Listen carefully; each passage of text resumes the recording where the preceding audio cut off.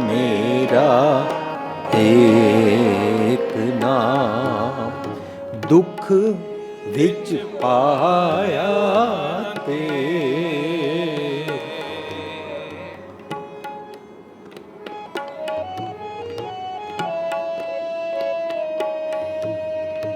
दुख विच पाया ते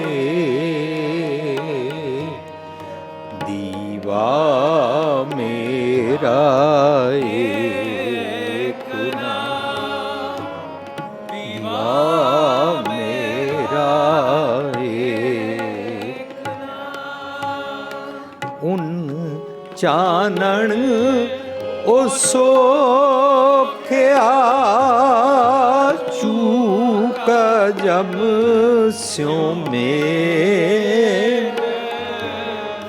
चूक जम स्यों में दीवा मेरा एक नाम दीवा मेरा एक नाम लोका मत को फक्कड़ पाए लख मणिया कर एक ठे एक रतीले पाए लख मणिया कर एक ठे एक रतीले पाए एक रतीले पाए दीवा मेरा एक नाम दीवा मेरा एक नाम दुख विच पाया ते दुख विच पाया तेल दीवा मेरा एक नाम दीवा मेरा एक नाम। ਅਸੀਂ ਆਪਣੇ ਰਾਮਕਲੀ ਸਾਧ ਦੇ ਟੌਪਿਕ ਨੂੰ ਸਮਝਣ ਵਾਸਤੇ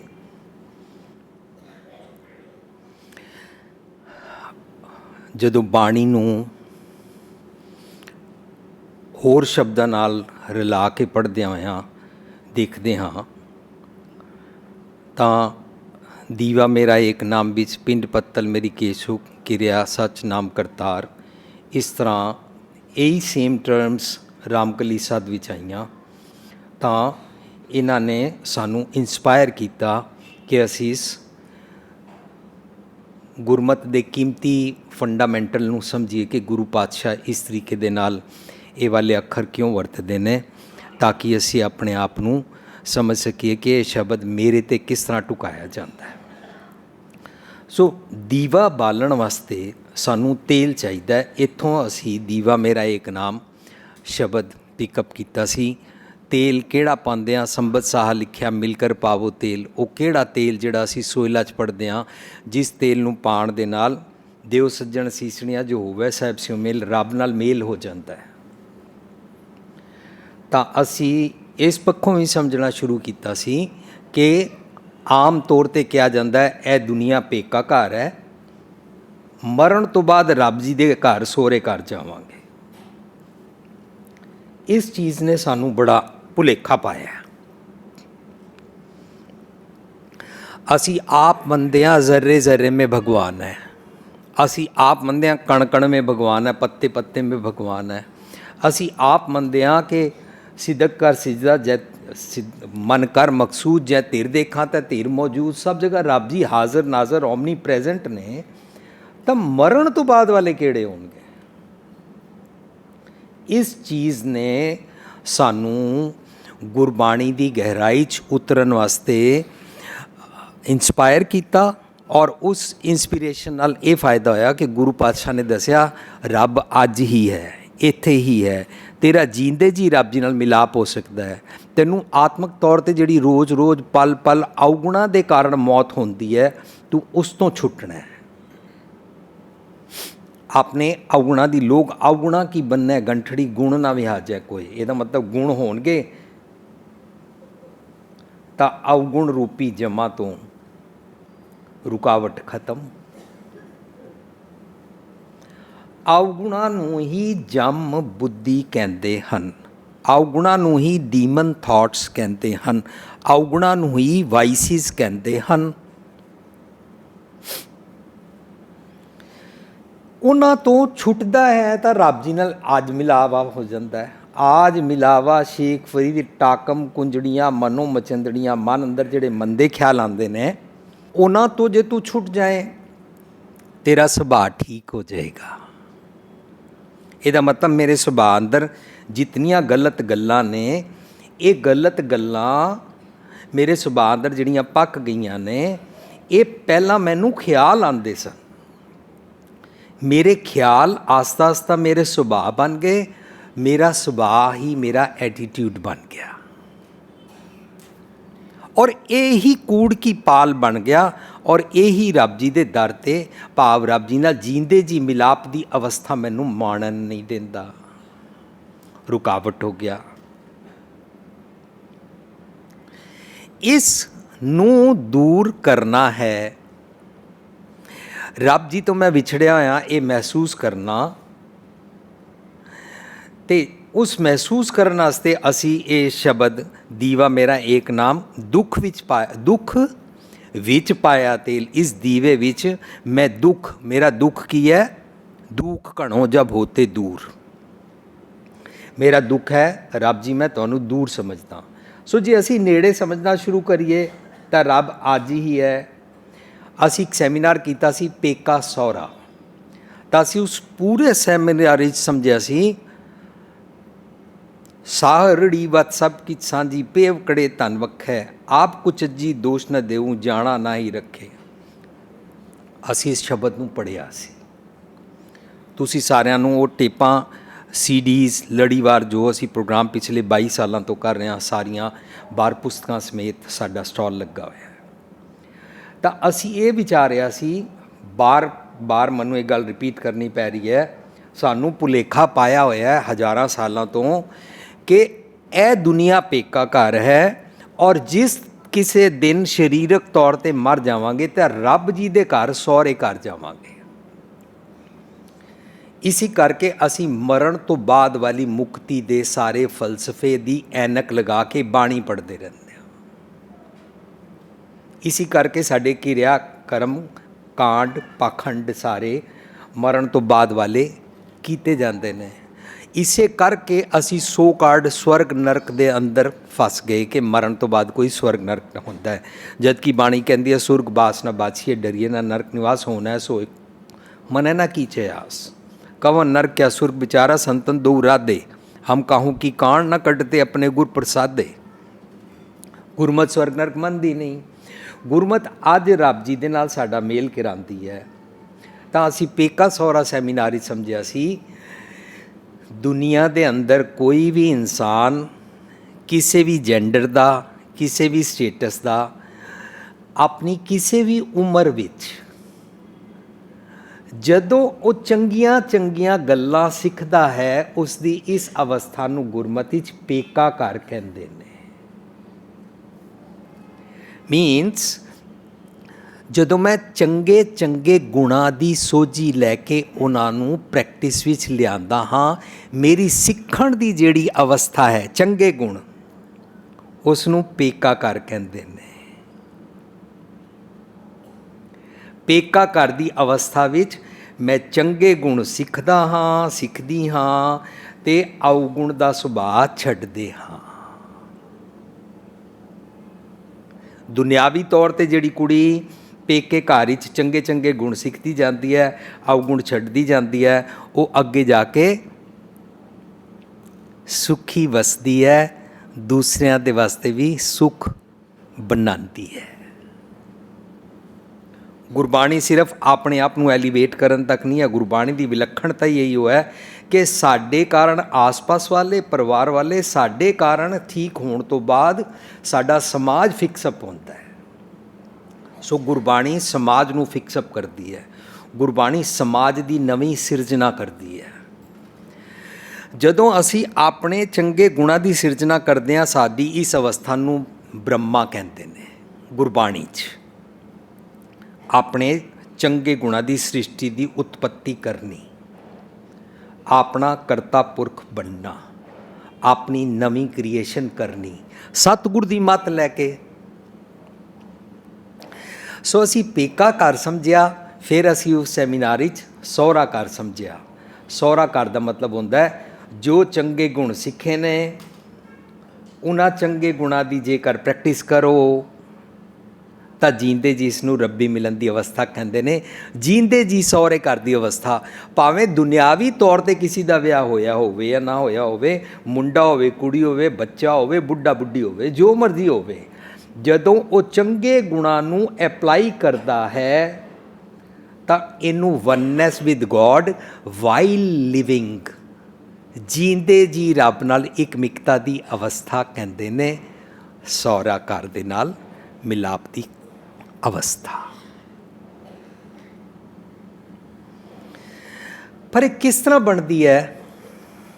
ਅਸੀਂ ਤੇਲ ਸਿੱਖ ਰਹੇ ਸੀ। ਗੁਰੂ ਪਾਤਸ਼ਾਹ ਕਹਿੰਦੇ ਨੇ ਬਿਨ ਤੇਲ ਦੀਵਾ ਕਿਉਂ ਜਲੈ, ਬਿਨ ਤੇਲ ਦੀਵਾ ਕਿਉਂ ਜਲੈ, ਬਿਨ ਤੇਲ ਦੀਵਾ ਕਿਉਂ ਜਲੈ, ਬਿਨ ਤੇਲ ਦੀਵਾ ਕਿਉਂ ਜਲੈ।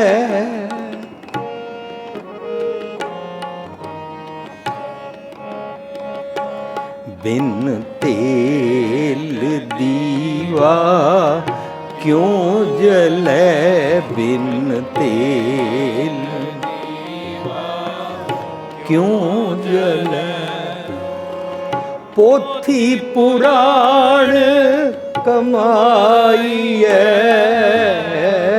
ਪੋਥੀ ਪੁਰਾਣ ਕਮਾਈਐ, ਪਉ ਵੱਟੀ ਇਤ ਤਨ ਪਾਈਐ, ਪਉ ਵੱਟੀ ਇਤ ਤਨ ਪਾਈਐ, ਸਚ ਬੂਝਣ ਆਣ ਜਲਾਈਐ।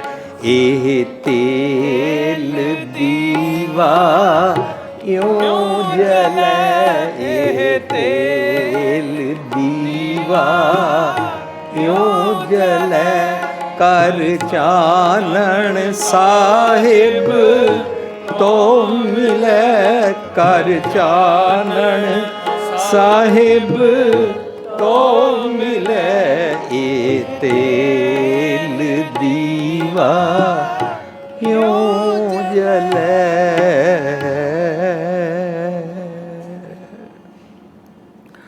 ਪੋਥੀ ਪੁਰਾਣ ਕਮਾਈਐ, ਤੂੰ ਜੋ ਸੱਚ ਸਿੱਖਦਾ ਹੈ ਉਸ ਨੂੰ ਆਪਣੇ ਜੀਵਨ ਵਿੱਚ ਅਮਲੀ ਤੌਰ 'ਤੇ ਜੀ।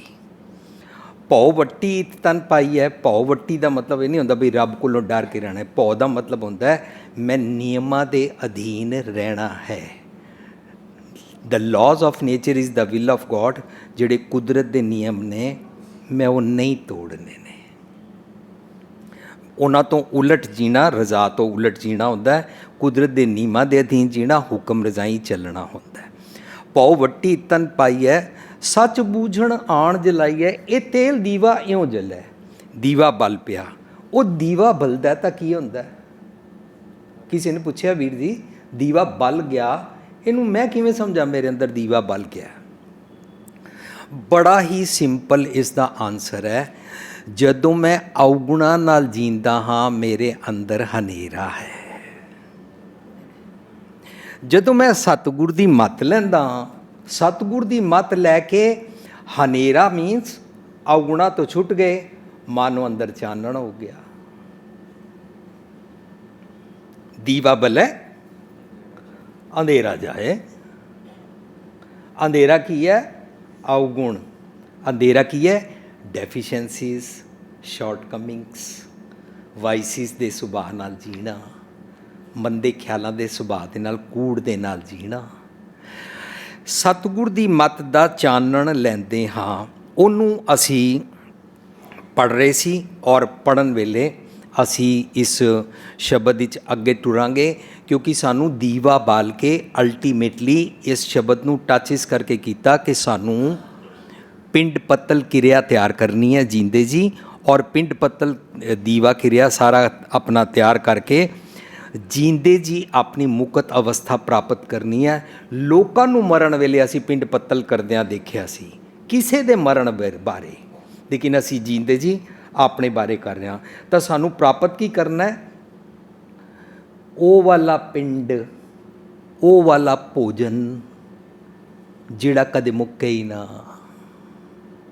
ਉਹਨੂੰ ਇਸ ਸ਼ਬਦ ਵਿੱਚ ਕਹਿੰਦੇ ਨੇ, ਨਾਨਕ ਪਿੰਡ ਬਖਸ਼ੀਸ਼ ਕਾ ਕਬਹੂ ਨਿਖੁੱਟਸ ਨਾਏ।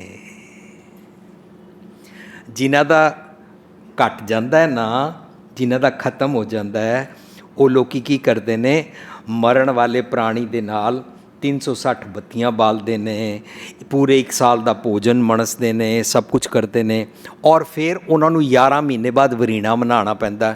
ਗੁਰਮਤਿ 'ਚ ਵਰੀਣਾ ਨਹੀਂ ਹੈ। ਤੁਹਾਨੂੰ ਸੁਣ ਕੇ ਅਫਸੋਸ ਲੱਗੇਗਾ ਕਿ ਅਸੀਂ ਸਿੱਖ ਘਰਾਣਿਆਂ ਵਿੱਚ ਵੀ ਵਰੀਣੇ ਦੀ ਪ੍ਰੈਕਟਿਸ ਚਾਲੂ ਕਰ ਚੁੱਕੇ ਹੋਏ ਹਾਂ, ਜੋ ਕਿ ਗੁਰਮਤਿ ਬਿਲਕੁਲ ਨਹੀਂ ਹੈ। ਵਰੀਣੇ ਦਾ ਮਤਲਬ ਹੈ ਕਿ ਮੇਰੇ ਪਿਤਰ ਭੁੱਖੇ ਨਾ ਮਰਨ, ਉਹਨਾਂ ਵਾਸਤੇ 11ਵੇਂ ਮਹੀਨੇ ਹੀ ਭੋਜਨ ਦੁਬਾਰਾ ਕਿਸੇ ਮਿਡਲਮੈਨ ਦੇ ਥਰੂ ਭੇਜਿਆ ਜਾਵੇ। ਇਹ ਸਾਡੀ ਅਗਿਆਨਤਾ ਹੈ, ਸਾਡੀ ਐਰੋਗੈਂਸ ਹੈ, ਸਾਡੀ ਸਤਿਗੁਰ ਨੂੰ ਪਿੱਠ ਕਰਨਾ ਹੈ ਕਿ ਸਤਿਗੁਰ ਜੀ ਉਹ ਮਿਡਲਮੈਨ ਤੁਹਾਡੇ ਵੇਲੇ ਮਸ਼ਹੂਰ ਸੀ, ਪੰਡਤ। ਅਸੀਂ ਅੱਜ ਪੰਡਤ ਦੇ ਬਦਲੇ ਭਾਈ ਨੂੰ ਮਿਡਲਮੈਨ ਬਣਾ ਲਿਆ, ਪਰ ਉਹੀ ਅਸੀਂ ਵਰੀਣਾ ਕਰ ਲਿਆ, ਉਹੀ ਤਰੀਕੇ ਦੇ ਨਾਲ ਅਸੀਂ ਸ਼ਰਾਧ ਕਰ ਲਿਆ, ਲੇਕਿਨ ਭੁਲੇਖਾ ਕਿ ਉਹ ਭੁੱਖੇ ਮਰਨਗੇ। ਉਹ ਭੁੱਖੇ ਨਾ ਮਰਨ, ਉਹ ਪਿੱਤਰ ਲੋਕ ਤੋਂ ਮਾਤ ਲੋਕ ਵਿੱਚ ਆਏ ਨੇ, ਤਾਂ ਉਹਨਾਂ ਨੂੰ ਕਿਸ ਤਰ੍ਹਾਂ ਭੋਜਨ ਭੇਜਿਆ ਜਾਵੇ। ਪਿੰਡ ਬਖਸ਼ੀਸ਼ ਕਾ ਪ੍ਰਾਪਤ ਕਰਨ ਵਾਸਤੇ ਸਾਨੂੰ ਦੀਵਾ ਬਾਲਣਾ ਪਿਆ। ਦੀਵਾ ਬਾਲ ਕੇ ਹੋਇਆ ਕੀ? ਦੀਵਾ ਮੇਰਾ ਏਕ ਨਾਮ ਦੁੱਖ ਵਿੱਚ ਪਾਇਆ ਤੇਲ, ਉਨ ਚਾਨਣ ਉਹ ਸੋਖਿਆ ਚੂਕਾ ਜਮ ਸਿਓ ਮੇਲ। ਜਮ ਦਾ ਮਤਲਬ ਕੀ ਹੈ? ਮੰਦੇ ਖਿਆਲ। ਜਿਉਂ-ਜਿਉਂ ਮੇਰੇ ਅੰਦਰ ਦੀਵੇ ਦਾ ਚਾਨਣ ਹੋਇਆ, ਤਿਉਂ-ਤਿਉਂ ਵਿਛੋੜੇ ਦੇ ਦੁੱਖ ਦਾ ਤੇਲ ਮੁੱਕਦਾ ਗਿਆ, ਵਿਛੋੜੇ ਦੇ ਤੇਲ ਸੁੱਕਦਾ ਗਿਆ, ਔਰ ਮੇਰਾ ਰੱਬ ਜੀ ਦੇ ਨਾਲ ਮਿਲਨ ਹੁੰਦਾ ਗਿਆ। ਉਹਨੂੰ ਅਸੀਂ ਪੜ੍ਹਿਆ, ਬਿਨ ਤੇਲ ਦੀਵਾ ਕਿਉਂ ਜਲੈ, ਕਰ ਚਾਨਣ ਸਾਹਿਬ ਤੋਂ ਮਿਲੈ। ਚਾਨਣ ਕਰ ਲੈ, ਅਵਗੁਣ ਛੱਡ ਲੈ, ਰੱਬ ਜੀ ਨਾਲ ਮਿਲਣ ਹੈ। ਇਹ ਤੇਲ ਦੀਵਾ ਇਉਂ ਜਲੈ, ਜਲ ਪਿਆ, ਕੋਈ ਮੁਸ਼ਕਿਲ ਨਹੀਂ ਹੈ। ਕਿਧਰੇ ਜਾ ਕੇ ਬਾਲਣਾ ਨਹੀਂ ਪੈਂਦਾ, ਕਿਧਰੇ ਜਾ ਕੇ ਕੋਈ ਘਿਓ, ਕੋਈ ਵੱਟੀ, ਕੋਈ ਕਿਸੇ ਗਰੀਬ ਦੇ ਮੂੰਹ 'ਚੋਂ ਘਿਓ ਖੋ ਕੇ ਕਿੱਥੇ ਲਗਾਤਾਰ ਜੋਤ ਨਹੀਂ ਬਾਲਣੀ ਪੈਂਦੀ।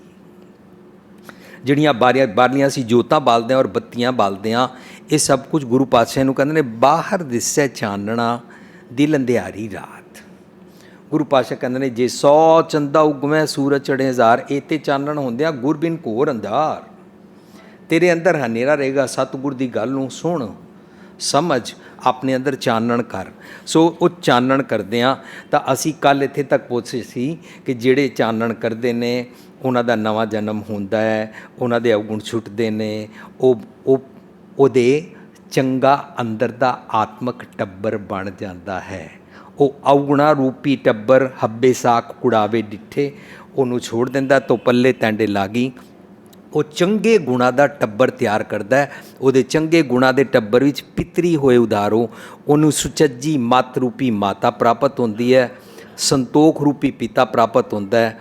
ਇਹਨਾਂ ਦੋਵਾਂ ਦੇ ਨਾਲ ਮਾਤਾ ਮੱਤ, ਪਿਤਾ ਸੰਤੋਖ, ਸੱਤ ਭਾਈ ਕਰ, ਇਹ ਵਿਸੇਖ, ਉਹ ਪੂਰਾ ਸ਼ਬਦ, ਪੂਰਾ ਟੌਪਿਕ, ਸਾਰਾ ਟੱਬਰ ਉਸ ਨੂੰ ਪ੍ਰਾਪਤ ਹੁੰਦਾ ਹੈ, ਔਰ ਉਹਦਾ ਪਿੰਡ ਪੱਤਲ ਕਿਰਿਆ, ਇਹ ਸਾਰਾ ਕੁਝ ਤਿਆਰ ਹੋ ਜਾਂਦਾ ਹੈ।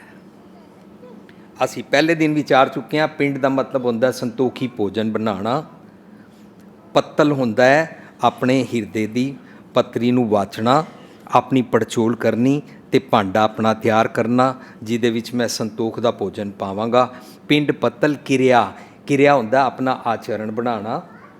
ਇਹ ਅਸੀਂ ਜੀਂਦਿਆਂ ਮੁਕਤੀ ਪ੍ਰਾਪਤ ਕਰ ਰਹੇ ਹਾਂ, ਸਲਵੇਸ਼ਨ ਵਾਈਲ ਲਿਵਿੰਗ। ਪਿੰਡ ਪੱਤਲ ਕਿਰਿਆ ਇਹ ਸਾਰਾ ਕੁਝ ਤਿਆਰ ਹੋਇਆ ਤਾਂ ਹੁਣ ਪਿੰਡ ਬਖਸ਼ੀਸ਼ ਕਾ ਪ੍ਰਾਪਤ ਹੁੰਦਾ ਹੈ। ਚਾਨਣ ਕਰਦੇ ਹਾਂ ਮੈਂ ਸੱਤ ਕਾ ਹਲ ਜੋ ਆਇਆ, ਨਾਉ ਬੀਜਣ ਲੱਗਾ ਆਸ ਕਰ, ਹਰ ਬੋਹਲ ਬਖਸ਼ ਜਮਾਇਆ।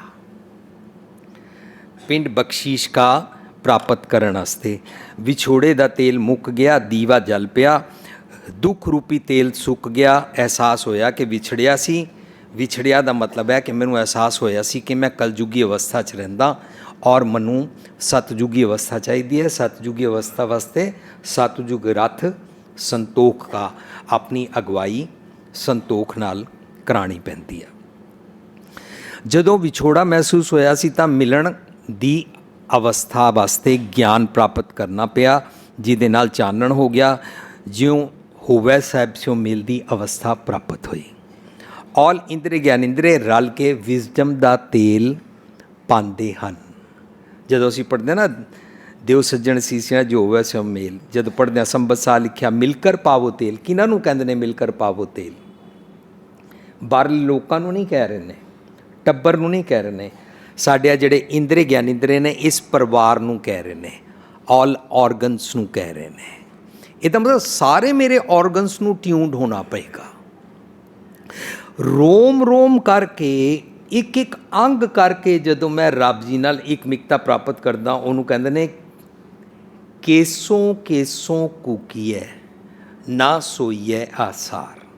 ਰਾਤ ਦਿਵਸ ਕੇ ਕੂਕ ਨੇ ਕਬੂ ਕੇਸੋਂ ਨੇ ਪੁਕਾਰ। ਕੇਸੋਂ ਕੇਸ਼ੋ ਕੇਸੋਂ ਇਹ ਲਫ਼ਜ਼ ਜਿਹੜੇ ਵਰਤੇ ਜਾਂਦੇ ਨੇ ਇਹ ਸਾਡੇ ਰੋਮਾਂ ਵਾਸਤੇ ਵਰਤੇ ਜਾਂਦੇ ਨੇ। ਸੋ ਅਸੀਂ ਦੀਵਾ ਮੇਰਾ ਏਕ ਨਾਮ, ਮੇਰਾ ਨਾਮ ਗਿਆਨ ਚਾਨਣ ਮੇਰਾ ਦੀਵਾ ਹੈ।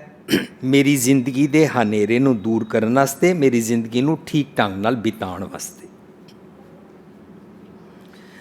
ਜਦੋਂ ਅਸੀਂ ਪੜ੍ਹਦੇ ਹਾਂ ਨਾ ਜਹ ਪੈਂਡੇ ਮਹਾ ਅੰਧ ਗੁਬਾਰਾ, ਤਾਂ ਉਹ ਮਰਨ ਤੋਂ ਬਾਅਦ ਵਾਲੇ ਪੈਂਡੇ ਦੀ ਗੱਲ ਨਹੀਂ ਚੱਲ ਰਹੀ।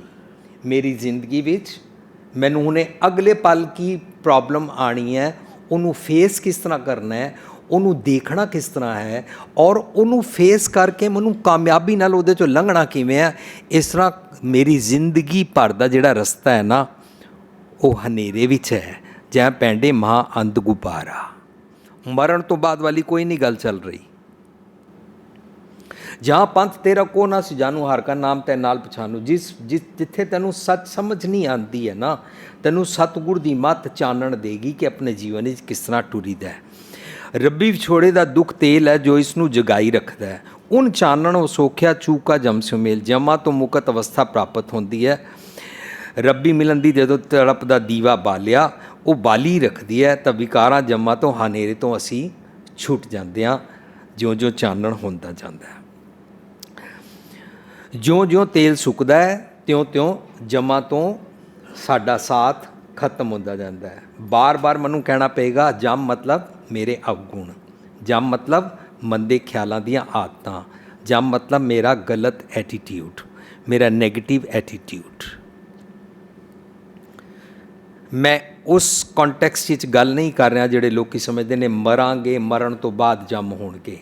ਔਰ ਮੈਨੂੰ ਕਿਸੇ ਨੇ ਪੁੱਛਿਆ ਵੀ ਸੀ, ਗੁਰੂ ਪਾਤਸ਼ਾਹ ਬਾਣੀ ਅੰਦਰ ਕਹਿੰਦੇ ਨੇ ਵੀਰ ਜੀ ਤੁਸੀਂ ਜੰਮ ਨਹੀਂ ਮੰਨਦੇ, ਮਰਨ ਤੋਂ ਬਾਅਦ ਜੰਮ ਨਹੀਂ ਮੰਨਦੇ, ਜੋ ਜੰਮ ਆਏ ਕੇਸ ਗਏ ਪਟਕੇ ਤਾਂ ਦਿਨ ਕਛ ਨਾ ਬਸਾਏਗਾ, ਉਹਦਾ ਕੀ ਕਰੋਗੇ? ਲੋਕੀ ਕੁਐਸਚਨ ਇਸ ਤਰ੍ਹਾਂ ਪੁੱਛਦੇ ਨੇ। ਤਾਂ ਮੈਂ ਉਹਨੂੰ ਪੁੱਛਦਾ ਤੁਸੀਂ ਸਰੀਰਕ ਡੈਥ ਤੋਂ ਬਾਅਦ ਦੀ ਜਮਾਂ ਦੀ ਗੱਲ ਕਰ ਰਹੇ ਹੋ, ਤਾਂ ਸਰੀਰਕ ਡੈਥ ਤੋਂ ਬਾਅਦ ਤਾਂ ਕੇਸ ਵੀ ਨਹੀਂ ਰਹਿੰਦੇ ਨੇ, ਤਾਂ ਕਿਹੜੇ ਕੇਸ ਪਕੜ ਕੇ ਜੰਮ ਘਸੀਟ ਕੇ ਲੈ ਜਾਂਦਾ ਹੈ? ਅੱਜ ਆਪਣੇ 'ਤੇ ਟੁਕਾਵਾਂਗੇ। ਤਾਂ ਮੈਂ ਜਦੋਂ ਮੰਦੇ ਖਿਆਲਾਂ ਵੱਲੋਂ ਖਿੱਚਿਆ ਚਲਾ ਜਾਂਦਾ ਹਾਂ ਅਵਗੁਣ ਕਰਨ ਵਾਸਤੇ, ਇਹਨੂੰ ਕਹਿੰਦੇ ਨੇ ਜੋ ਜੰਮ ਆਏ ਕੇਸ ਗਏ ਪਟਕੇ। ਮੇਰਾ ਥਾਟ ਪ੍ਰੋਸੈਸ ਨੈਗੇਟਿਵ ਹੁੰਦਾ ਜਾਂਦਾ ਹੈ ਜਿਉਂ-ਜਿਉਂ ਜੰਮ ਮੈਨੂੰ ਘਸੀਟਦਾ ਹੈ ਜੀਂਦੇ ਜੀ ਸੇ ਜੀਵਨ ਵਿੱਚ। ਸੋ ਲੋਕਾ ਮਤ ਕੋ ਫੱਕੜ ਪਾਏ, ਇਸ ਸ਼ਬਦ ਦੇ ਰਹਾਉ ਹੈ ਲੋਕਾ ਮਤ ਕੋ ਫੱਕੜ ਪਾਏ। ਗੁਰਬਾਣੀ ਅੰਦਰ ਲੋਕਾ ਦੋ ਭਾਵ ਦੇ ਅਰਥ 'ਚ ਆਉਂਦਾ ਹੈ। ਇੱਕ ਆਉਂਦਾ ਹੈ ਦੁਨੀਆ, ਲੋਕ, ਪਬਲਿਕ। ਇੱਕ ਆਉਂਦਾ ਲੋਕਾ ਦਾ ਮਤਲਬ ਹੁੰਦਾ ਹੈ ਮੇਰੇ ਸਾਰੇ ਅੰਗ, ਮੇਰੇ ਇੰਦਰੀ ज्ञानेंद्रिय। लोका मत को फक्कड़ पाए, ए लोको ए मेरे इंद्रिय ज्ञानेंद्रियो, मन की इस अवस्था नूं फकड़ी विच ना गवा देना। मखौल नहीं चल रहा, मन सिंसीयरली रब नाल इकमिक होण दे रस्ते ते टुर पिया है। साडे शरीर दा चालक, साडे शरीर दा मालक, साडे शरीर दा मास्टर मन है। मन राजा, मन सुल्तान। असी सारे मन करके, जदों कोई किसी नूं कहना बेटा खाना खा लो, बच्चा पता ही कहता है मम्मी अभी मन नहीं कर रहा। भावें उहदा लंच टाइम हो गया है, भावें हो सकता है उसनूं भुख लगी होवे, मम्मी अभी मन नहीं कर रहा। किसी ने को खंडे की पौल छक लै, अभी मन नहीं कर रहा। किसी को शराब छड्ड दे, कहता अभी मन नहीं कर रहा। ये मतलब सारी गल डिपेंड करती है मन ते। मन कुछ कहता है, तन दे अंग कुछ कहते ने, सारी डिस्टरबेंस रहती है। और यह डिस्टरबेंस ही सानू रब्बी सिफतां वाला रोम रोम करके, केसों केसों करके चंगे गुणां दा आइडियल बीइंग नहीं बनन देंदी। मोरैलिटी वाला इंसान नहीं बनन देंदी। मोरैलिटी दा इंसान बनने वास्ते सानू डिवाइन इंटलैक्ट की लोड़ होंदी है। डिवाइन इंटलैक्ट नूं गुरबाणी च विवेक बुद्धि कहते हैं। लोका मत को फक्कड़ पाए, मन की इस अवस्था नूं फकड़ी विच ना ठुकराओ, ऐ मेरे अंगो लख मणिया कर एक रतीले पाए रहाओ। जिवें एक तीली बालो ਤਾਂ ਇੱਕ ਚਿੰਗਾਰੀ ਦੇ ਨਾਲ ਲੱਖਾਂ ਮਣ ਲੱਕੜ ਖਤਮ ਹੋ ਜਾਂਦੀ ਹੈ, ਇਸ ਤਰ੍ਹਾਂ ਮਨ ਆਪਣੇ ਅਵਗੁਣ ਛੱਡ ਕੇ ਸੱਚ ਪਾਸੇ ਪੈ ਰਿਹਾ ਵੇ। ਇਸ ਨੂੰ ਫੋਲੋ ਕਰੋ। ਬਾਕੀ ਇੰਦਰੀ ਗਿੰਦਰਨ ਨੂੰ ਕਹਿੰਦੇ ਨੇ। ਅੱਗੇ ਕਹਿੰਦੇ ਨੇ ਪਿੰਡ ਪੱਤਲ ਮੇਰੀ ਕੇਸੋਂ ਕਿਰਿਆ ਸੱਚ ਨਾਮ ਕਰਤਾਰ। ਮੇਰੇ ਲਈ ਤਾਂ अपना आचरण बनाना ही मेरे वास्ते पिंड पत्तल किरिया रोम रोम करके केसों कहलाता है। दुनिया बाहरों पिंड पत्तल भरांदी सी, भरांदी है। गुरु पातशाह कहते ने जदों मैं संतोखी भोजन मन की पतरी वाच के मन का भांडा पत्तल तैयार करदा, रोम रोम करके केसों केसों मैं सिफत वाला आचरण किरिया दा कारज शुरू करता हाँ। ए मेरी सच नाम करतार वाली किरिया है, यह मेरा पिंड पत्तल केसो किरिया है। साध संगत जी, जदों असी इस तरह नहीं बन पाते हैं ना, तो अपने आप अपनी कशमकश नूं देखो। साडे अंदर कशमकश होंदी है, यह वाला चंगा काम मैं करा या ना करा। इस कशमकश विच जे ये वाला ख्याल जित जाता है कि चंगा काम ना कर, वो सारी दुनिया इंजी है। आज एक बच्चे ने रकाबगंज क्वेश्चन किया, वीर जी बिजनेस तो झूठ बिना नहीं चलता, फिर की करिए, बाणी नूं किवें अप्लाई करिए। मैं उन्होंने कहा इट इज़ योर डिटरमिनेशन कि मैं बेईमानी नाल बिजनेस करना है या अपने आप नाल कन्विंस होया होया कि बेईमानी बगैर बिजनेस होंदा ही नहीं। हो सकता है बिजनेस बिना बेईमानी तो भी हो सकता है।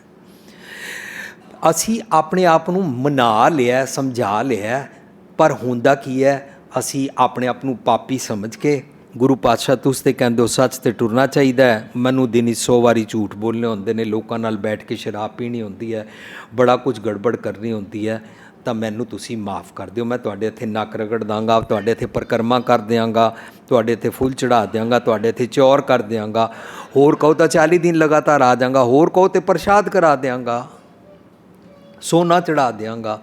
इस तरीके दे नाल असी अपने आप नूं गिल्ट दी गेम अंदर फसा के सच तो मुनकर रहते हैं। मन कुछ कह रहा है, सुरत कुछ कह रही है, बुद्धि कुछ कह रही है, अंग कुछ कह रहे ने। मन चाहता है चलो घर बैठिए, शरीर दे कन्ना ने सुनिया सी कि सवेरे उठना चाहिए, इशनान करना चाहिए, गुरुद्वारे जाना चाहिए, पाठ करना चाहिए। कन्ना ने सुनिया सी कि निंदा नहीं करनी चाहिए, ज़बान निंदा करन लग पैंदी है, गालां कड्डण लग पैंदी है।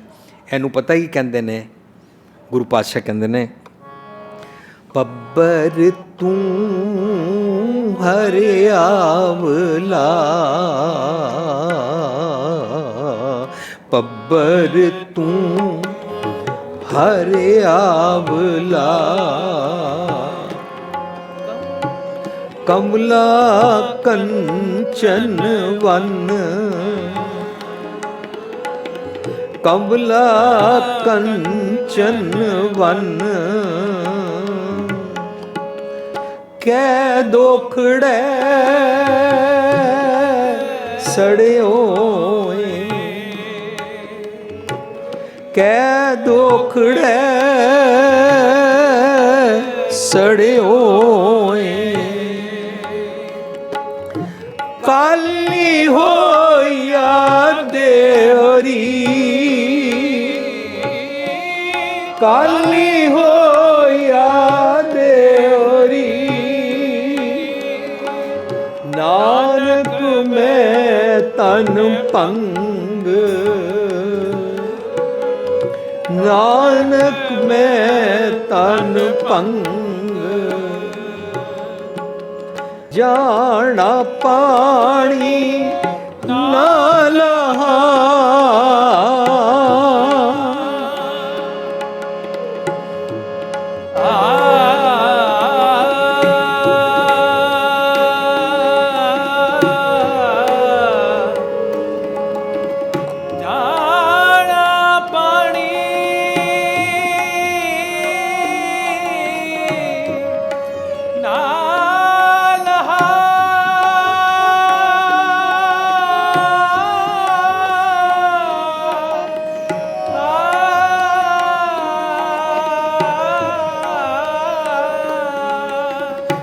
जाना पानी ना लहा,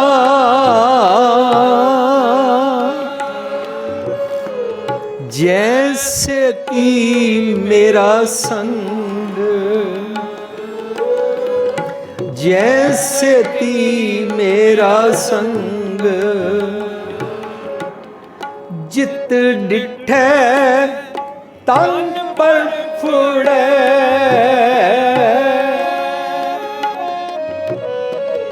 जित डिठे तन पर फुड़े,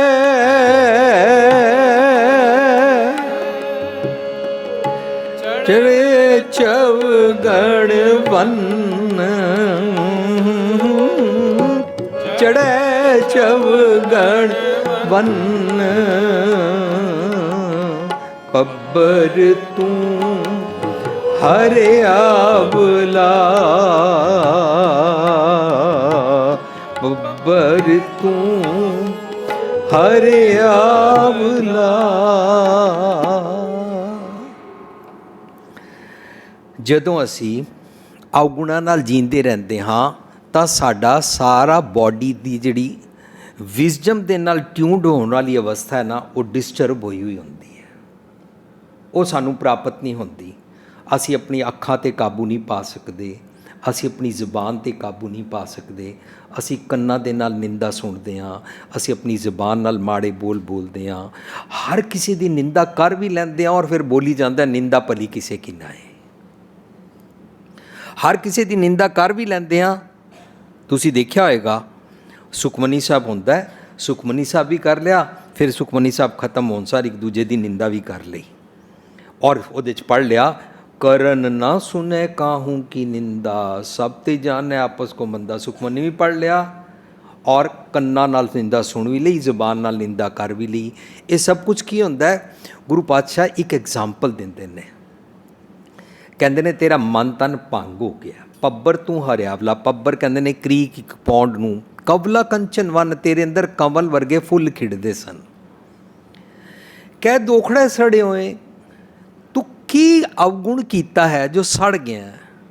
ਪੌਂਡ ਨੂੰ ਕਹਿ ਰਹੇ ਨੇ, ਜਦੋਂ ਪੌਂਡ ਸੜ ਜਾਏ ਨਾ, ਛੱਪੜ ਜਦੋਂ ਉਹਦੇ ਅੰਦਰ ਫੁੱਲ ਖਿੜਦੇ ਨਹੀਂ ਨੇ, ਉਹਦੇ ਅੰਦਰ ਅਲਗੀ ਜੰਮ ਜਾਂਦੀ ਹੈ, ਕਾਈ ਜੰਮ ਜਾਂਦੀ ਹੈ, ਜਾਲਾ ਪੈ ਜਾਂਦਾ, ਮੱਛਰ ਪੈ ਜਾਂਦੇ ਨੇ, ਉਹਦੇ ਕੋਲ ਬੈਠਣ 'ਤੇ ਦਿਲ ਨਹੀਂ ਕਰਦਾ, ਉਹਦੇ ਤੋਂ ਬਦਬੂ ਵੀ ਆ ਰਹੀ ਹੁੰਦੀ ਹੈ।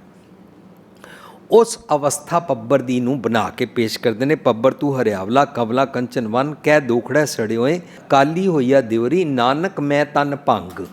ਇਸ ਤਰ੍ਹਾਂ ਮਨ ਤਨ ਭੰਗ ਹੋ ਗਿਆ, ਦਿਵਰੀ ਕਾਲੀ ਹੋ ਗਈ। ਦੇਖਣ ਵਿੱਚ ਕਾਲੀ ਨਹੀਂ ਲੱਗਦੀ ਹੈ, ਅਵਗੁਣਾ ਕਰਕੇ ਕਾਲੀ ਹੋ ਗਈ, ਕਾਲਕ ਡਿਸਟਰਬ ਹੋ ਗਿਆ, ਸਾਰੀ ਬੋਡੀ ਡਿਸਟਰਬ ਹੋ ਗਈ।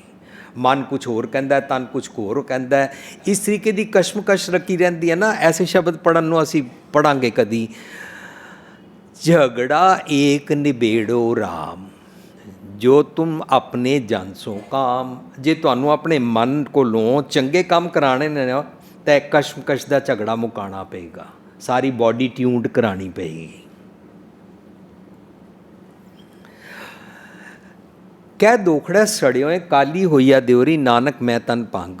हुण उहदे च कहंदे ने, पब्बर बन के आंसर करते ने, जाना पानी ना लाहा। मनु जिथों फ्रैश वाटर मिलता सी वो मैं लैंदा नहीं हाँ। पौंड हुंदा है ना, जिस तरह गिलास होवे, तुसीं गिलास अंदर पानी भरते जाओ, पुराना गंदा पानी निकलता जाएगा, ताज़ा भरी जाओ, साफ आंदा रहेगा। इस तरह पौंड के छप्पड़ के विचकार इत्थों पहाड़ियां वालों उच्चे वाले पासे तो कैचमेंट एरिया तो साफ पानी आंदा रहिंदा है, इधरों गंदा पानी निकलता रहिंदा ओवरफ्लो करके। यह फ्रैश रहिंदा है, इहदे विच फुੱਲ खिड़दे ने, चंगे गुणां दे फुੱਲ खिड़दे ने साडे अंदर भी, पर असीं ओह लैंदे ही नहीं। सानूं भुलेखा पता ही की जांदा है, मन जाने सब बात, मैनूं तो सब कुछ पता ही है। मनु एक अमेरिका की गल याद आई। अमेरिका चर्च विच पादरी ने पाठ पढ़ाया, उन्होंने सरमन कहते हैं। सरमन नंबर 1 पढ़ाया, अगला संडे आया, फिर उन्हें सरमन नंबर, आज today my sermon number is 1, संगतां ने फिर सुन लिया। उस तो अगला संडे आया, तीजा संडे आया, कहता today my sermon number is 1, संगतां ने फिर सुन लिया। 5-6 हफ्ते बीत गए। 6वें हफ्ते कोई मेरे वर्गा खड़ा होया, कहता हर वेले सरमन नंबर 1 नहीं पढ़ाते रहोगे। कहता जदों तक तुसी सरमन नंबर 1 ते प्रैक्टिकल नहीं ना हो जाते, तां तक 2 शुरू नहीं करांगा। आयरनी है, सानू सब नू बड़ा सारा पाठ आंदा है, सानू सब नू बड़ी सारी बाणी याद है, सानू सब नू अर्थ भी करने आ गए ने, सानू सब कुछ पता है, लेकिन अपने एक्शनस ते, अपने सुभाव ते, अपने एटीट्यूड उत्ते साडा कोई चेक नहीं है कि मैं सुधरिया कितना, मैं कितना बदलिया हाँ। धर्म का काम पता की है? किसी ने मैनू क्वेश्चन पूछे, वीर जी गुरबाणी सानू नज़रिया देंदी है कि सिद्धांत देंदी है? मैं उन्होंने बेनती की, मैनू तो लगता नज़रिया भी देंदी है, सिद्धांत भी देंदी है, पर पहला नज़रिया देंदी है। जिहड़ा नज़रिया मिलता ना, विजन मिलता है, इनसाइट मिलती है, उन्होंने विवेक बुद्धि कहते हैं। विवेक बुद्धि प्राप्त हो गई कि ठीक है तो की गलत है, पर हुणे मेरे एक्शन तो शुरू नहीं होए, उन्हें सिर्फ मैनू इन्नी समझ आ गई है what is right what is wrong. हुण जदों मैनू पता लग गया यह रॉन्ग है, for example red light cross करना रॉन्ग है, फॉर एग्जाम्पल किसी नू गाल कढ़ना रॉन्ग है, फॉर एग्जाम्पल किसी की निंदा करना रॉन्ग है, यह मैनू विवेक बुद्धि नाल पता लगा। सतगुर की मत राही सतगुर ने नज़रिया दिता, विजन दिता, इनसाइट दी। हुण सिद्धांत बनेगा, सिद्धांत है बनेगा, मैं रेड लाइट पार नहीं करनी, मैं जबान नाल गाल नहीं कढ़नी, मैं किसी की निंदा नहीं करनी, यह सिद्धांत बनेगा। सिद्धांत कोई आसमानों नहीं टपकते ने। मनुख जो जो विवेक बुद्धि लैंदा है और अपने उत्ते चैक लगाता जाता ना, ये सिद्धांत बनते जाते हैं। मैनू सतगुर ने समझाया, संतोखी रहीदा, पुत्र वाले आकड़ करके दाज नहीं मंगते ने। मेरे करैक्टर का सिद्धांत, यदा मतलब गुरबाणी मैनू सिखाती है कि तू प्रैक्टिकल भी तो होना है। असी प्रैक्टिकल कदों होवांगे? सारी उम्र ही बीत जाएगी, सानू तो उन्हें शब्द ही नहीं समझ आ रहे हैं। कदों समझ आएंगे तो कदों असी उस तरीके नाल बनांगे। सो अपने सारे अंगां नू असी रब्बी सिफतां वाला, उन्होंने कहते ने गॉड लाइक क्वालिटीज़ वाला, मोरैलिटी वाला बनाना है। डिवाइन इंटलैक्ट लैके स्पिरिचुअल अंग बनाने हैं, वरना कह दोखड़ा सड़े हुए काली हुई है दियोरी, नानक मैं तन भंग। जाना पानी ना लहा जैसेती मेरा संग, मेरा जे संग फ्रैश वाटर नाल रहिंदा है, भाव जे मैं सतगुर दी मत लैंदा रहिंदा हाँ तां मैं फ्रैश रवांगा, क्योंकि मेरे ते चैक रहेगा कि मैं किहड़े अवगुण करदा, उन्हां ते लाइट पैंदी रहेगी। मैनूं अपने अवगुण शीशे ते नज़र आते रहणगे, वरना शीशे उत्ते हनेरा होवे ना, पता नहीं लगता मेरे अवगुण किहड़े किहड़े ने, शक्ल नज़र नहीं आती। और लाइट भी मेरे चेहरे ते पैनी चाहिए है। जाना पानी ना लहा जैसे दी मेरा संग, जित डिठै तन पर फड़ै चढ़ै चवगण वन। चढ़ै चवगण वन का मतलब होंदा है दिनों दिन चंगे गुणा वाला बींग बनते जाता है, एक एक इंद्रा ज्ञान इंद्रा फिक्सअप होता जाता है।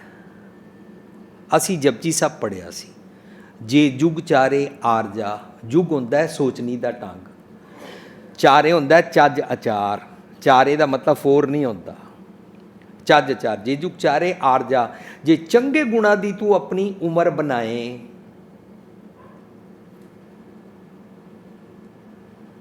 आरजा होर दसूनी होए 10 गुना, मीनस चढ़ै चवगणवान, मतलब वो वधदी है। नवां खंडां विच जानी है, यह साढ़े 9 जिहड़े ऑर्गनस ने ना, 9 द्वारे, इन्हां विच भी वो वाली मत आ जाती है।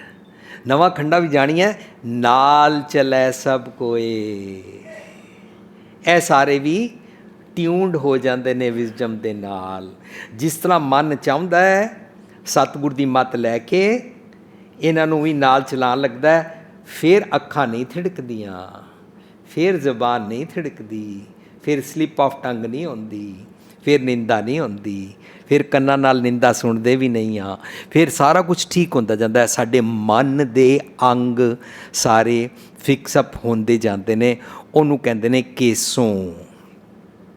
पिंड पत्तल मेरी केसों, किरिया सच नाम करतार। संतोख दा भोजन मन दी पतरी वाच के अपनी पड़चोल कीती, और सच सच लैके अपने केसों केसों अपनी किरिया अपना आचरण बनाया। इत्थे उत्थे आगे पाछे ये मेरा आधार, इत्थे उत्थे इत्थे हुंदा है मेरा बाहरले एक्शनस, उत्थे हुंदा मेरे अंदरले सोचन दा ढंग, इहां उहां आगे पाछे। जे असी पाछे का मतलब पिछला समझांगे ना, तो बड़ी हैरानगी होएगी जदों असी शब्द पढ़ांगे, आगे सुख मेरे मीता, पाछे आनंद प्रभ कीता। पाछे का मतलब पास्ट नहीं है, पाछे का मतलब है आफ्टर वर्ड्स। आगे सुख मेरे मीता, पाछे मतलब उसके बाद आनंद प्रभ कीता। असी कबीर साहब नूं पढ़ते हैं, कबीर साहब का श्लोक साड़ी जीवन जाच का खजाना वॉल्यूम 2 के अंदर असी उसनूं विचारिया सांझ किया है। कबीर जां दिन होम हुआ, जिस दिन मैं अपनी ईगो वालों मरिया, जां दिन होम हुआ, पता है क्या होया, उसके बाद पता है क्या हुआ, पाछे पिया आनंद। पाछे पास्ट नहीं है। देखो गुरबाणी दी टर्म्स कितनी सिंपल ने, पर इन्हां नूं गुरबाणी चों ही समझना पेगा। इत्थे उत्थे आगे पाछे, इहां उहां लोक परलोक। लोक का मतलब मेरे बाहरले एक्शनस, परलोक मतलब मेरा अंदरला सोचनी का ढंग। जिसका अंदरला सोचनी का ढंग ठीक हो जाए ना, उन्होंने कहते हैं वह परलोक ठीक हो गया, वह लोक सुहेला हो जाएगा। लोक सुखी है परलोक सुहेले, तां गल बनेगी। जो अंदर से फिट वो बाहर भी फिट, जो अंदर से फिटिया वो बाहरों भी फिटिया। यह मतलब पहला अंदर थॉट प्रोसैस खराब होंदा है। अंदर दे थॉट प्रोसैस दे खराब होने तो बाद मनुख 3 रोगां दा शिकार हो जाता है। 3 रोगां नूं रजो तमो सतो कहंदे ने। 3 रोगां तो छुट गए, 3 रोगां दी नॉलेज लैनी पेगी। नॉलेज लैके उस रोग तो छुटे तां चौथा पद प्राप्त होंदा है। चौथे पद नूं अमर पद कहंदे ने, चौथे पद नूं तुरिया अवस्था कहंदे ने, चौथे पद नूं परम पद कहंदे ने, चौथे पद नूं निर्वाण पद कहंदे ने। चौथा पद प्राप्त करने वास्ते ना सत्संगत करनी पैंदी है। बस रामकली सद यही चैप्टर है सारा।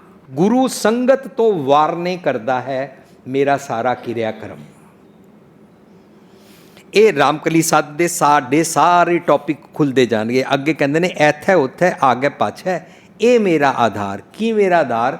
ਜਿਹੜਾ ਮੈਂ ਪਿੰਡ ਪੱਤਲ ਕੇਸੋ ਕਿਰਿਆ ਸਾਰੀ ਆਪਣੀ ਤਿਆਰ ਕੀਤੀ ਹੈ ਨਾ, ਇਹ ਮੈਨੂੰ ਅੰਦਰੋਂ ਤੇ ਬਾਹਰੋਂ ਫਿਕਸ ਕਰਦੀ ਹੈ। ਅਸੀਂ ਪੜ੍ਹ ਕੇ ਬੜਾ ਹੈਰਾਨ ਹੋਏ। ਬੜੇ ਬਾਣੀ ਪੜ੍ਹਨ ਵਾਲੇ ਸਿਆਣਿਆਂ ਨਾਲ ਮੈਂ ਸਾਂਝ ਕੀਤੀ, ਉਹ ਵੀ ਬੜੇ ਹੈਰਾਨ ਹੋਏ ਜਦੋਂ ਮੈਂ ਉਹਨੂੰ ਪੁੱਛਿਆ ਅਸੀਂ ਕੀ ਇਹਨੂੰ ਇਸ ਤਰ੍ਹਾਂ ਪੜ੍ਹਿਆ ਕਰੀਏ, ਜਿਨ ਪਟ ਅੰਦਰ ਬਾਹਰ ਗੁੱਦੜ ਤੇ ਭਲੇ ਸੰਸਾਰ ਜੀ। ਇਹਦੇ ਤੇ ਅਰਥ ਤੇ ਇੰਝ ਲਿਖੇ ਹੋਏ ਨੇ, ਜਿਹੜੇ ਅੰਦਰੋਂ ਚੰਗੇ ਹੁੰਦੇ ਨੇ ਉਹਨਾਂ ਕੋਲ ਬਾਹਰ ਗਲਤੀ ਹੋ ਵੀ ਜਾਏ ਤਾਂ ਕੋਈ ਗੱਲ ਨਹੀਂ। ਜਿਨ ਪਟ ਅੰਦਰ ਬਾਹਰ ਗੁੱਦੜ, ਬਾਹਰੋਂ ਗਲਤੀ ਕਰ ਜਾਂਦੇ ਨੇ, ਤੇ ਭਲੇ ਸੰਸਾਰ। ਮੈਂ ਕਹੇ ਤਾਂ 50% ਹੋਇਆ, ਅੰਦਰੋਂ ਠੀਕ ਹੋਏ ਬਾਹਰੋਂ ਠੀਕ ਹੀ ਨਹੀਂ ਹੋਏ। ਪਰ ਗੁਰੂ ਪਾਤਸ਼ਾਹ ਕਹਿੰਦੇ ਨੇ ਜੀਓ ਮੈਲੇ ਬਾਹਰੋਂ ਨਿਰਮਲ, ਬਾਹਰੋਂ ਨਿਰਮਲ ਜੀਓ ਤਾਂ ਮੈਲੇ ਤਿਨੀ ਜਨਮ ਜੂਇਆ ਆ ਰਿਹਾ। ਇਹ ਤ੍ਰਿਸ਼ਨਾ ਵੱਡਾ ਰੋਗ ਲਗਾ ਮਰਨ ਮਨੋਂ ਵਿਸਾਰਿਆ। तेरा जीवन बेताला हो जाएगा। वेदा में नाम उत्तम सो सुने नहीं, फिर है जियो बेतालिया, तेरा जीवन बेताला हो जाएगा। अच्छा फिर असी 100% किवें होइए? गुरु पातशाह 100% मंगते हैं। गुरु पातशाह कहते हैं मन होर मुख होर तू नहीं हो सकता, जियो मैले बाहरों निर्मल तू नहीं हो सकता, गली असी चंगियां आचारी बुरियां तू नहीं हो सकता, तेनू 100% करना है। 100% करने वास्ते कहते हैं जियो निर्मल बाहरों निर्मल, बाहरों निर्मल जियो ता निर्मल। सतगुर की सतगुर ते करनी कमाणी, कूड़ की सोए पहुंचे नहीं, मनशा सच समाणी। अंदर सच आया, मनशा डिजायर सोचनी थॉट प्रोसेस, अंदर सच आया, बाहर भी ठीक हो गया। फिर ये अर्थ की बननगे?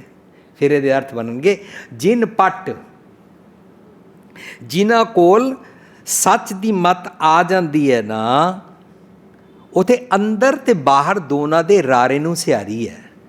सो असी इंज नहीं उच्चारण करें जिन पट अंदर बाहर गुद्दड़ ते भले संसार, वो नहीं हो भले नहीं हो सकते। असी उच्चारण करांगे जिन पट अंदर बाहर गुद्दड़। गुद्दड़ का मतलब गारबेज नहीं होता, गुद्दड़ का मतलब होंदा गोदड़ी। सतगुर दी मत दा पहरन, सतगुर दी मत दा चोला, गोदड़ी पहरन पा लैना। प्रेम पटोला तै शा दिता टक्कण कू पत मेरी। वो गोदड़ी पा लई जिन पट अंदर बाहर गुद्दड़ ते भले संसार। पता है क्यों? तिन्ने लगा रब सेती। देखने विचार जेड़े रब नूं मिलना चाहते ने ना, वो फिर दिनों दिन अपने अवगुण ठीक करते हैं। ਇਹਦਾ मतलब गुरमत ਦਾ कॉन्सैप्ट, जे तैनू रब नूं मिलना है तू कोई कर्म कांड नहीं करना, जे तैनू रब नूं मिलना है तू कोई तीर्थां ते नहीं जाना, जे तू रब नूं मिलना है तैनू कोई मिडल मैन दे लत्तां कदमां ते नहीं डिगना। तैनू पता की करना है? अपने अवगुणा वाल छाती मारने। जे तू अकल लतीफ काले लिखना लेख, आप नड़े गिरबान में सिर नीवा कर वे। कितना सिंपल कॉन्सेप्ट है गुरमत दा, वननेस विद गॉड दा। अपने अवगुण ठीक कर ले वरना भगती नहीं हो सकती। विणगुण कीते भगत ना होए। अवगुण ठीक कर ले, ना माला फेरनी है, ना जप तप करना है, ना चौकड़ा मारना है, ना मेडिटेशन करना है, ना जंगल ही जाना है, ना कुछ त्यागना है। तेनू उठत बैठत सोवत त्याइए, मार्ग चलत हरियर गाइए। अपने अवगुण ठीक करता जा। अवगुण छोड़ गुणा को ताबो। अवगुण छड्डदा जा, दिनों दिन अपने गुण वधांदा जा, तेरी बॉडी ट्यून्ड होंदी जाएगी। नवा खंडा भी जानी है, नाल चलै सब कोई।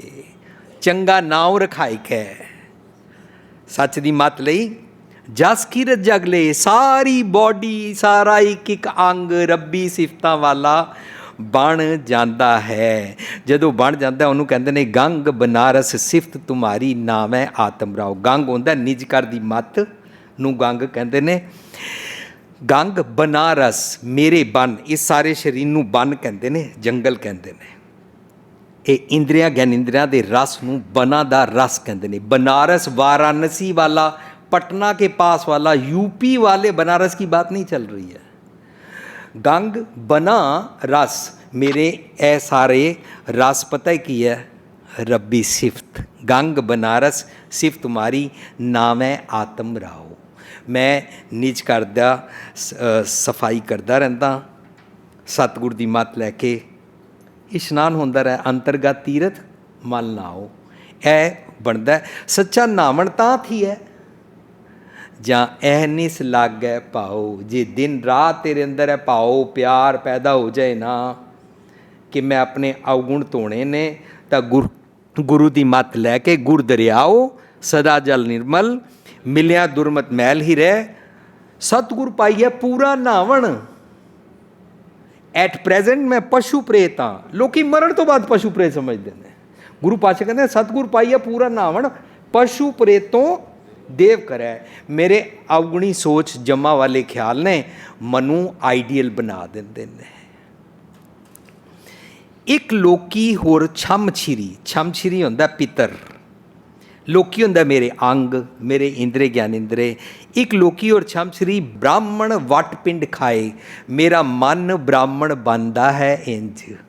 जदों अपने पितरी उधार कर लैंदा है, अपने चंगा टब्बर अंदर दे गुणा दा प्राप्त कर लैंदा है, उस चंगे टब्बर नूं कहंदे ने चली पीड़ी सोडियां। उस टब्बर नूं कहंदे ने वधी वेल वो पीड़ी चाली। अंदर दे टब्बर दी गल चल रही है। जदों अंदर दा टब्बर पैदा हुंदा है ना, उहदी सुचज्जी मत नूं कहंदे ने तिन धन जणेंदी माओ आए सफल से। ये अंदर दे टब्बर जिस मन दे प्राप्त होंदे ने, वो मन रामकली साधी च मोरी पुੱਤ बनदा है। ਅਸੀਂ ਸਾਰੀ ਅੰਦਰ ਦੀ ਅਵਸਥਾ ਨੂੰ ਸਮਝਣ ਵਾਸਤੇ ਇਤਨੀ ਮਿਹਨਤ ਕਰ ਰਹੇ ਹਾਂ ਕਿ ਅੱਜ ਸਾਡਾ ਤੀਜਾ ਦਿਨ ਹੈ ਔਰ ਅਸੀਂ ਗੁਰਬਾਣੀ ਦੇ ਰਾਮਕਲੀ ਸੱਤ ਦੇ ਕਨਸੈਪਟ ਨੂੰ ਸਮਝਣ ਵਾਸਤੇ ਸ਼ਬਦਾਂ ਦਾ ਸਹਾਰਾ ਲੈ ਰਹੇ ਹਾਂ, ਗੁਰਮਤ ਦੀਆਂ ਟਰਮਸ ਨੂੰ ਗੁਰਬਾਣੀ ਵਿੱਚੋਂ ਸਮਝਣ ਦਾ ਯਤਨ ਕਰ ਰਹੇ ਹਾਂ। ਇੱਕ ਲੋਕੀ ਹੋਰ ਛਮਛਰੀ ਬ੍ਰਾਹਮਣ ਵਟ ਪਿੰਡ ਖਾਏ, ਮੇਰਾ ਮਨ ਬ੍ਰਾਹਮਣ ਬਣ ਜਾਂਦਾ ਹੈ ਤੇ ਸੰਤੋਖ ਦਾ ਵਟ ਪਿੰਡ ਖਾਣਾ ਸ਼ੁਰੂ ਕਰਦਾ ਹੈ। संतोख दा भोजन पता है की है? जे को खावे जे को पुंचे तिसका होए उद्धार हो। वो जींदे जी मुक्त हो जाता है, उसका उद्धार हो जाता है। जींदे जी वाइल लिविंग।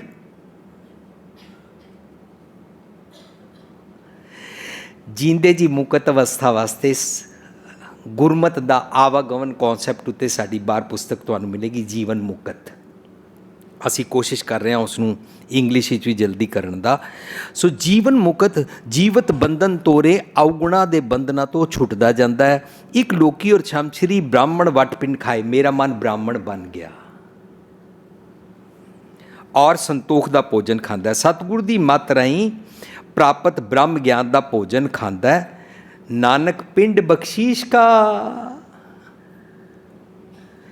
ਇਸ ਨੂੰ ਸੁਮਤ ਪ੍ਰਾਪਤ ਹੋਈ। संतोख दा ग्रेस दा भोजन इसनूं प्राप्त होंदा है। नानक पिंड बख्शीश का कबहू निखुटस नाए। साध संगत जी जे सतगुर दी मत लैके ओ वाला पिंड बख्शीश का संतोख दे भोजन वाला प्राप्त हो गया, फर्ज करो जे मैनू प्राप्त हो जावे और मैं उस अवस्था नूं माण सका जो गुरु पातशाह एक्सप्लेन कर रहे ने, कॉमन मैन नूं इंस्पायर कर रहे हैं कि तू ये प्राप्त कर सकता है। सबना सौर है वंजना, सब मुकलावन हार तू ये वाली अवस्था प्राप्त कर सकता है। तब तेरे मरण तो बाद पिंड नहीं भराने पैणगे। तेरे मरण तो बाद तेरियां अस्थियां नूं फुल चुक के जल परवाह नहीं करना पेगा। तेरे मरण तो बाद वरीणा नहीं मनाना पेगा। तेरे मरण तो बाद स्वर्ग नरक की कोई गल नहीं रहेगी, क्योंकि जींदे जी रब नाल एक मिक है। ਅਸੀਂ ਜੀਂਦੇ ਜੀ ਇੱਕ ਮਿਕ ਨਹੀਂ ਹੁੰਦੇ। ਇਸ ਕਰਕੇ ਸਾਨੂੰ ਪਤਾ ਹੈ ਕੀ ਕਰਨਾ ਪੈਂਦਾ ਹੈ, ਰਿਕੁਐਸਟ ਕਰਨੀ ਪੈਂਦੀ ਹੈ, ਭਾਈ ਸਾਹਿਬ ਜੀ ਅਰਦਾਸ ਕਰੋ। ਉਹ ਅਰਦਾਸ ਕਰਦੇ ਨੇ, ਇਹ ਜਿਹੜਾ ਬੰਦਾ ਮਰ ਗਿਆ ਇਹਨਾਂ ਨੂੰ ਚਰਨਾਂ 'ਚ ਨਿਵਾਸ ਬਖਸ਼ਣਾ। ਜੀਂਦੇ ਜੀ ਚਰਨਾਂ 'ਚ ਨਿਵਾਸ ਹੋਇਆ ਨਹੀਂ, ਮਰਨਾ ਤੋਂ ਬਾਅਦ ਸੁਪਰਫਲੂਅਸ ਗੱਲਾਂ ਕਰਦੇ ਆ ਗੁਰੂ ਗ੍ਰੰਥ ਸਾਹਿਬ ਦੀ ਹਜ਼ੂਰੀ ਅੰਦਰ। ਜੀਂਦੇ ਜੀ ਅਵਸਥਾ ਦੀ ਰਾਮਕਲੀ ਸੱਤ ਦੀ ਗੱਲ ਹੀ ਨਹੀਂ ਕੀਤੀ। जिसनों पिंड बख्शीश का कभू निखुटस नाए प्राप्त हो जाता है, उसकी अवस्था बन जाती है। खावे खर्चे रल मिल पाई, खावे खर्चे रल मिल पाई, टोट न आवे बद दो जाई। टोट न आवे वद दो जाय। हम तनवंत पागठ सच नाए, हर गुण गावे सहज सुभाए। हर गुण गावे सहज सुभाए। सहज सुभाव ਦਾ ਸੁਭਾਅ ਬਣ ਜਾਂਦਾ ਹੈ ਕਿ ਸੰਤੋਖ ਦਾ ਭੋਜਨ ਖਾਂਦਾ ਹੈ, ਟੋਟ ਆਉਂਦੀ ਨਹੀਂ ਹੈ, ਕਭੂ ਨਹੀਂ ਖੁੱਟਸ ਨਾਏ। ਉਸ ਦਾ ਇੱਕ ਇੱਕ ਅੰਗ ਰੱਬੀ ਸਿਫਤਾਂ ਵਾਲਾ ਬਣ ਜਾਂਦਾ। ਹਮ ਤਨਵੰਤ ਪਾਗਟ ਸਚ ਨਾਏ, ਹਰ ਗੁਣ ਗਾਵੇਂ। ਹਰ ਗੁਣ ਗਾਵੇਂ ਦਾ ਮਤਲਬ ਇੱਕ ਇੱਕ ਅੰਗ ਰੱਬੀ ਸਿਫਤਾਂ ਵਾਲਾ ਕੀਰਤਨ ਕਰਨ ਲੱਗ ਪੈਂਦਾ ਹੈ। ਇਸ ਕੀਰਤਨ ਦੀ ਰਾਮਕਲੀ ਸਾਧ ਅੰਦਰ ਗੱਲ ਹੋਏਗੀ। ਮੈਂ ਪਿੱਛੇ ਕੀਰਤਨ ਕਰਿਓ ਨਿਰਵਾਣ ਜੀਓ, ਕੇਸੋ ਗੋਪਾਲ ਪੰਡਤ ਸੱਦਿਓ, ਹਰ ਹਰ ਕਥਾ ਪੜ੍ਹੇ ਪੁਰਾਣ ਜੀਓ। ਇਹ ਸਾਰੀਆਂ ਟਰਮ ਸਾਨੂੰ ਹੁਣ ਬੜਾ ਸਿੰਪਲ ਖੁੱਲ੍ਹਦੀਆਂ ਜਾਣਗੀਆਂ।